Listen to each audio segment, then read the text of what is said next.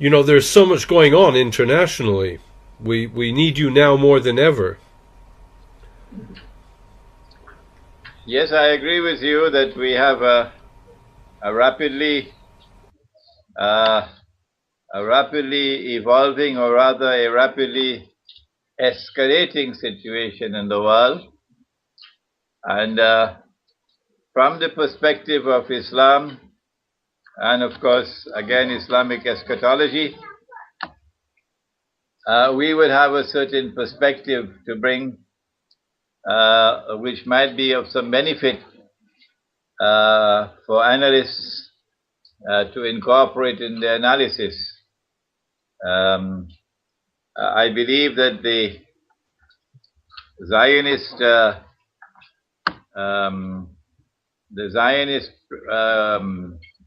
created film on the Prophet Muhammad alayhi salatu wasalam was released at the time when it was released for a certain specific purpose.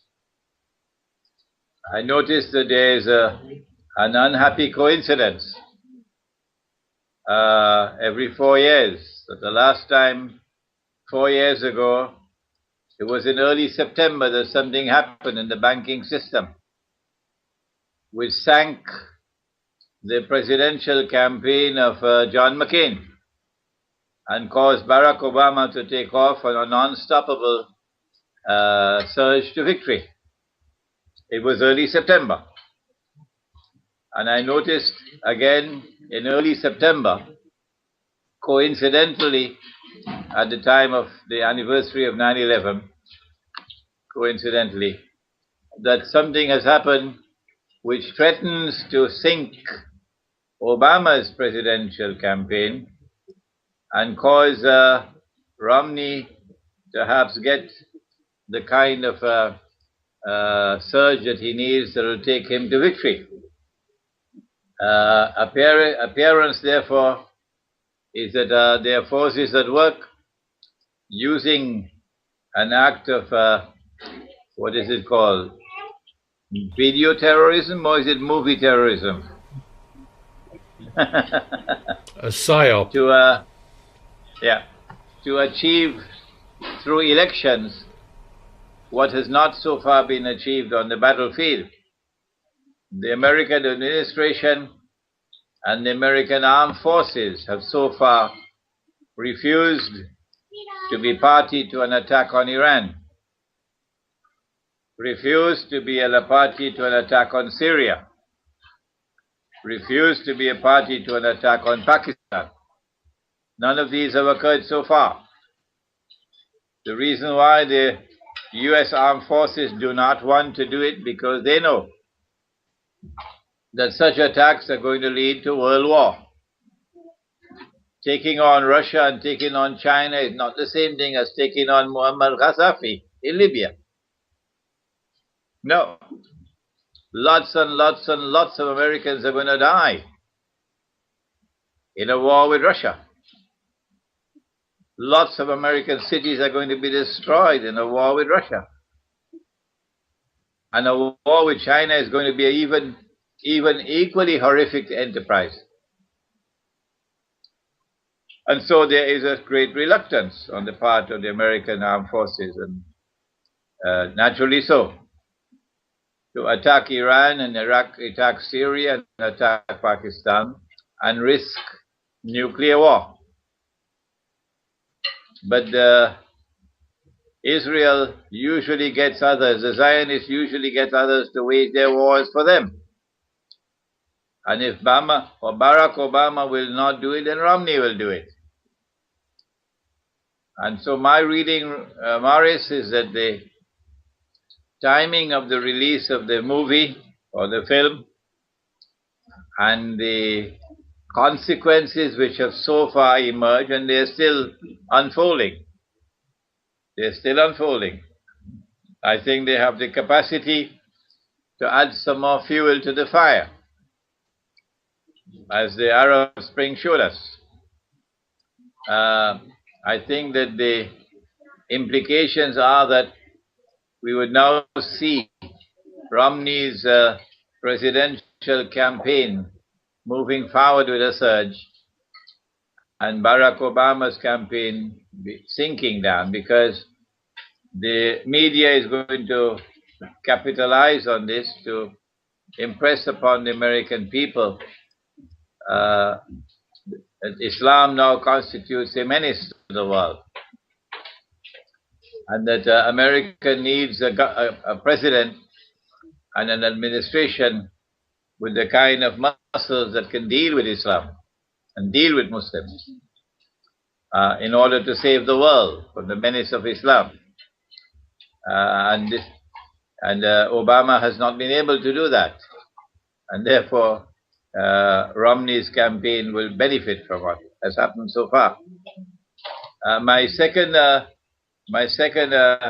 comment is that if I am correct, then we can, I hope, safely conclude that there is not going to be any war between now and November the 4th. That Israel is not going to attack, the United States is not going to attack, that NATO is not going to attack. The status quo will remain as it is until the elections take place. After the elections take place, then I can expect sometime in December, perhaps a repeat of what happened 4 years ago in December, when Israel exploited the interim between presidents to attack Gaza, and then pulled out of that attack in order to welcome Obama on January 20th. So we can also see a repeat of that. Otherwise, I think the wars are going to start next year.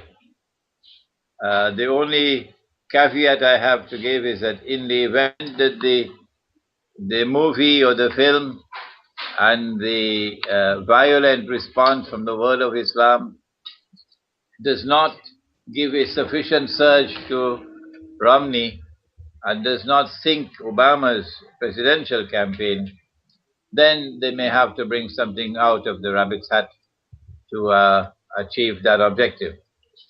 I would, however, like to take the opportunity to make a comment upon the news we have had of the killing of the American ambassador and some diplomatic staff in Libya. I am a student of Islam and international relations, and I know something about the Islamic conduct of state and of Islam and international affairs, the theory. And it is a blemish, it is something shameful from our perspective that Muslims should attack an ambassador of a foreign country who is supposed to enjoy in our territory certain amount of security guaranteed to him by the state, that if he behaves in a manner which is unacceptable to us, we'll expel him, ask him to leave. But you do not utilize the opportunity of his presence in your country to do what they did, to attack this man in his car and kill him. I want to condemn it as harshly as I possibly can, regardless of whatever he may have done, regardless of what the American government may have done, regardless of what the American armed forces may have done in Libya. The fact is, you do not act in this way with people who are ambassadors who represent foreign countries in your territories. We are seeing a rise of this radical element, very much provoked and perhaps engineered. I believe the word is takfiri in Arabic, but what is the answer to prevent the complete extremism that we are witnessing amongst angry Muslims? These are not angry Muslims. These are Dajjal's warriors. Dajjal the Antichrist, the false Messiah. He's also a man like the piper of Hamelin. He plays a pipe, and he gets these people to dance to his tunes. And when he played his pipe in Libya, they danced to his tunes. And now he's playing his pipe in Syria, and they're dancing to his tunes in Syria. There are people who have eyes and yet cannot see.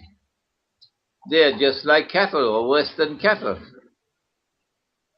And it is to the credit of the false Messiah that he's able to recruit these people and use them to fight his wars for him. And they would like us to believe that they're waging a jihad. I say that's not a jihad. It looks more like a Yankee jihad to me. It looks more like a Zionist jihad to me. It's a phony jihad. And I reject it, and I say it has nothing to do with the religion of Islam.